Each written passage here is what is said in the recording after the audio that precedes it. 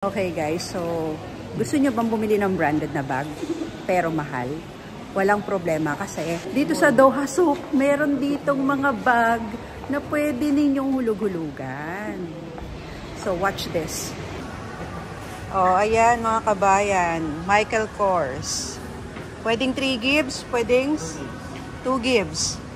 At kung medyo nakakaangat-angat ka, makakamura ka, i-cash mo yan.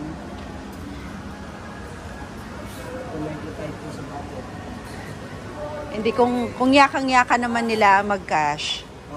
Push kasi 'di ba mura rin naman yung price nila. Ito yung page. Kasama lang po kami medyo kasi nahihirapan po kami po nakakakuha ng mga ganyang design. Hindi po hindi. Oo, limited lang yung mga designs na meron silang stocks. Kaya ito lalo na to, yung Nike na to. So, ito lumalabas 650.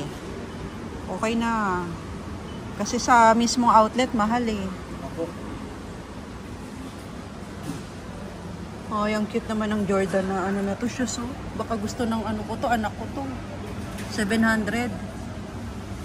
Ay, iniwan ako ng kasama. MK na rubber doll shoes. Oh, Marc Jacobs na bag. Ano pang meron dito, kuya?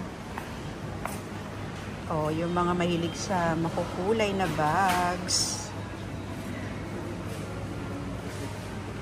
At sa mga tote bag, MK tote bag. Tote bag ba yung tawag dyan? Not sure. At kikay bags. Ang dami nila rito display na bags. May backpack. MK backpack, kilikili bag na MK. More on MK, no, kuya? Ito yung mga gusto ko, yung maliliit na bags.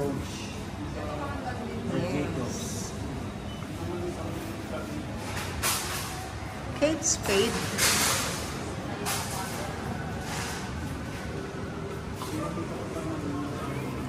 All original, no, kuya? Yes po. 100% original. 100%. At ang maganda dyan, pwede nilang gawing installment yung payment. Yes. Hanapin niyo na lang si kuya. Ay po. Ano pangalan mo, kuya? Eric po. Kuya Eric. Thank you, Kuya Eric. Welcome po. Salamat Thank you po. rin. Thank you. Bye-bye po. May nagustuhan ba kayo? Shoes, MK, Kate Spade.